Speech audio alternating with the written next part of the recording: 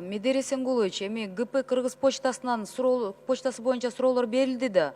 Анан ошо мага деле кайрылышыптыр да. Ошондо 684 айыл жергесиндеги филиалдарды жокко чыгарып саласыңар. Эгер жанакы 1,3'tü 0,3'кө чейин түшүрүп салсаңыз, немелердин проценттеринчи комиссиясын, анан 684 филиалыбыз банкрот болот деп жазып атышат да.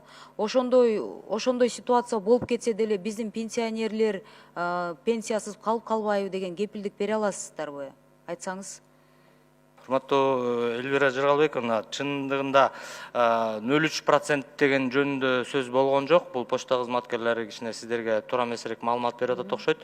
Биз 1,3%-тан 1,1%га пай тапына 20-жылга дедик. 21-жылга 1%-га, 22-жылга 0,8%-га деп эле түшүрүп атабыз.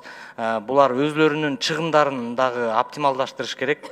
Ал эми алыс жердеги жайгашкан төлөнбөй калат деген коркунуч жок. Себеби азыр бүгүнкү күндө биз бир банк менен пилоттук проектте 1-декабрдан баштап жаңы проект киргизип атабыз. Ошол банк алыс жерде болсо да биз өзүбүз доставка кылабыз деп атат. Жеткирип беришет, Жеткиришине алар полностью кепилдик берип атат да, совместно биз менен чогуу. То есть биздин өзүбүздө ошол доставканы ачып туруп, ошол банк аркылуу алыс жерде болсо да жеткиребиз деген банктардын сунуштары бар. Азыр если биз почта кызматын жанагындай биз банкротко алып келебиз десек, бул биз мурун эле тендер өткөрүп туруп эле бүт бардыгын банкка өткөрүп салсак болот болчу. Анан биз ага барган жокпуз, просто төлөмдөрүнүн гана оптималдаштырып биз ошолордун пайыздыгын азайталы деген биздин чыгымдарды. Биздин пенсионерлер пенсиясыз калып калбайт, Убагында алат, андай болбойт. Рахмат, бул биринчи. Экинчи суроо.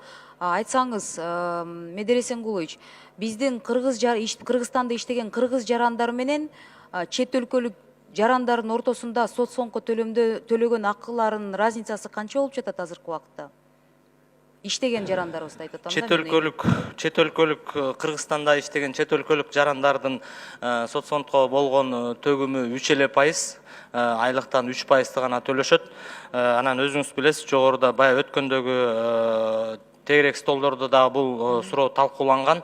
Азыр биз кийинки жылга ошол чет өлкөлүк жарандар дагы биздин жарандар сыяктуу өлчөмдө төлөнсүн деген жаңы сунуштар келип атат. Ошонун баарын ошо сиздерге чогуу алып келебиз. Мен деле ошол сунушту колдойт элем. Анткени деген негедир Москвага чыкканда биздин 700 000 жараныбыз салыктарга келгенде эл катар Российский Федерациянын жарандарындай эле төлөшөт. Эмнеге бизде иштеген чет өлкөлүк жарандар азыраак төлөш керек деген суроо туулуп атат да. Ошондо деген 3% болсо, эгер деген биздикине тең кылсак бюджетке примерно канча каражат түшөт дейсиздер сиздин оюңузча да? Сиз квоталарды билесизби? Канча чет өлкөлүк жарандар азыр иштейт? Канча миң? Бул жерде биз тең кылсак канча миллион түшөт бюджетке? Тегерек столдун алкагында ушуну караганбыз. Эми бизде чет өлкөлүк жарандардан негизи Кытай Республикасынын жарандары үстөмдүк кылат. Биз ошолордун баардыгын тең биз баягы Кытай менен договор жок болгондугуна байланыштуу 3% солидарный часть пенсионного фонда деп эле кетчи. Азыр толук кандуу киргизсек, где-то 1 миллиардтан ашыгыраак 1 миллиард 300 миллион тегерегинде биз жылына ошол чет өлкөлүк жарандардан кошумча каражат алабыз. Анда ошол каражаттарды мүмкүн биз пенсияларды да чоңойтконго мындай мүмкүнчүлүк болот, туурабы? Ооба.